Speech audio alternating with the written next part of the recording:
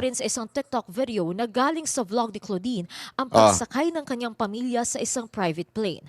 Naku po, patay tayo dyan. Pamangkin. Pamangkin. Agoy, agoy, agoy, agoy. Hindi ako nagsabi nito ha, Zaldi ko. Sabi ko sa'yo, karma is real eh. Sabi ni Abante kay Baste, tanungin daw ni Baste yung kapatid niya ni si Congressman Pulong kung nasaan yung mga project na yun. Ito po ayan. So ayan po yung mga project. Ito walang ghost project dito. Sabi nga, any Dabawenyo can request project data from DPWH. Our project are transparent and our records are open. Don't drag my brother into your grandstanding. Walang ghost project dito. Walang bumabagsak na flood control project. Kung may baha man, humuhupa agad. Hindi kagaya ng swimming pool sa lugar nyo. Grabe, sakit nun ha. Totoo naman eh.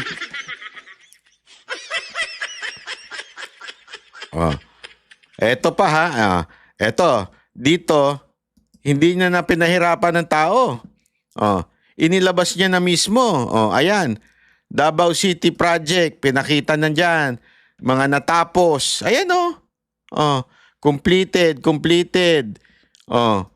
Eto. Ayan, may flood control. Kita mo naman, ayos talaga. Ayan di ba? May resibo, maayos. Eto. Ayan. Di ba? Talagang merong ginawa. At kumpletong dokumento hawak ng at pwede ninyo yan kunin. Any Dabawenyo nga pwedeng kumuha niyan eh. Di ba? Ngayon, sige, ikaw, labas mo yung sayo. Hindi. Ang asta-asta mo Abante ha, nakahanap ka ng katapat mo.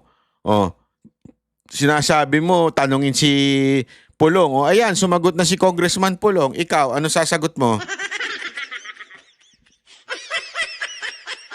Sige nga. Anong meron? Kaya mo sagutin ito? Wala ka, di ba? Hindi mo naman kayang sagutin yan. Pero abangan natin. Malay mo sumagot sa mga susunod na araw. Hindi kasi alam mo, mga kababayan, wag bago kayo dumakdak, siguraduhin nyo meron kayong meron kayong ebidensya. Kasi alam nyo mga kababayan ngayon, pagdating po sa sa flood control, napakaraming issue. Wag po natin wag po natin tantanan, ika nga. Wag natin pong bitawan yan. Kasi, importante yung chinugi si Torre. Pero wag nating tantanan yung issue na yan. Kasi alam nyo, dinadivert o hindi spin ni Tila ni Marcos yung issue na yan. Bakit ba? Ano bang problema? Ito ha. May isa akong papakita sa inyo ito. Panoorin nyo to. Mani ng batikos ang viral video ni Samar Governor Shari Antan na sumasayaw habang pinapaulanan ng pera. Kasabay nito lumutang pang iba't ibang resibo ng umano'y marangyang pamumuhay ng mga opisyal na inuugnay sa maanumalyang flood control projects. Yan ang agenda report ni Joan Manalo. Kasabay ng pagputok sa umano'y mga anomalya sa iba't ibang flood control projects sa bansa, ang paglutang ng mga pangalang idinadawit sa kontrobersya.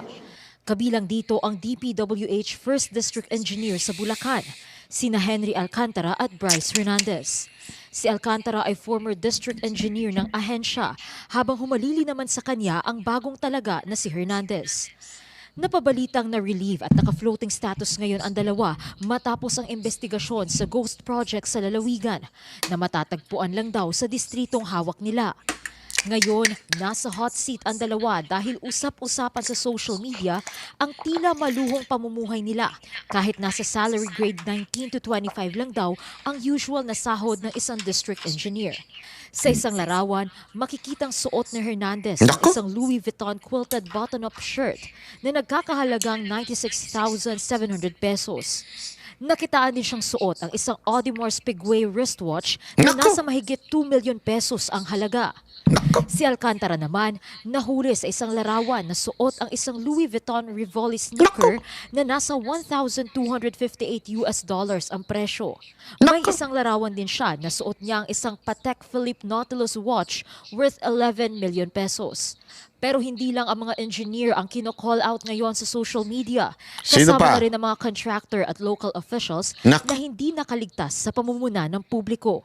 Mm. Isang video ni Samar Governor Shari Ann Tan ang kumakalat ngayon sa social media kung Naku saan po. makikita nagsasayaw siya Wait habang Ano eh, baka maka-copyright tayo dyan sa part na yan eh. May audio eh. videos sa Samar Center Ayan na. Basta, ano lang natin. ito ng maraming netizen at tinawag pang flood control gala.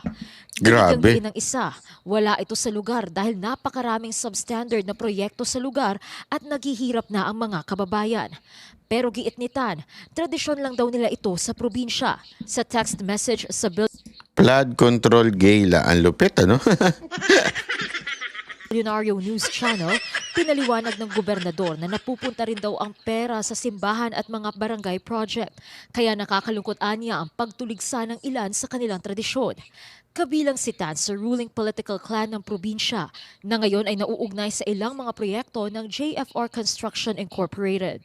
Nakapagtala ito ng 18 flood control contracts worth 856 million mula 2022 hanggang 2024, ayon sa sumbong sa Pangulo Portal.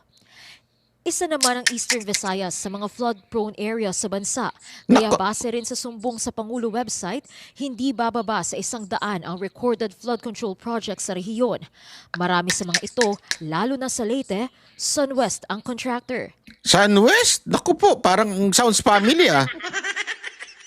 Isa ang Sunwest sa top 15 contractors na nakakuha ng pinakamaraming flood control projects sa Pinakamaraming flood control project. bansa.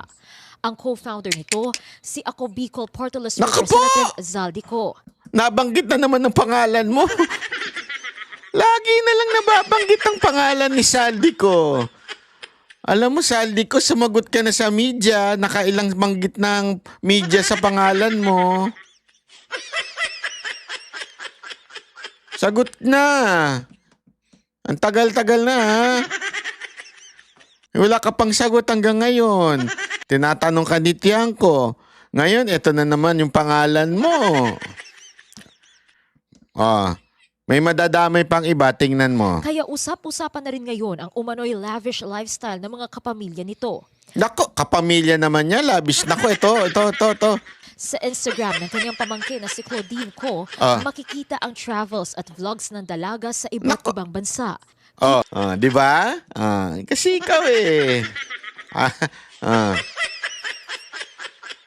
Bukod pa sa Sunwest, hawak din ng pamilya Ko ang isang aircraft leasing business at Oo. nakapagtala rin sila ng 5 billion peso capital. Pati ba naman yun? Lahat na lang talaga, ha? Lagi na lang nababanggit pangalan mo. Bakit gayon? Bakit gayon? Ikaw din daw, kayo din daw, kamag-anak mo din daw to. Pagmamay-ari naman ng kapatid ni Zaldi Ko na si Christopher Ko ang High Tone Construction and Development Corp. Kapatid naman ngayon. Kanina ka... Anak ng wewe talaga. Anak ka ng wewe, Nakasama rin sa top 15 contractors na isiniwalat ni Pangulong Ferdinand Marcos Jr. Para sa agenda, Joan Mana. Ay, nako,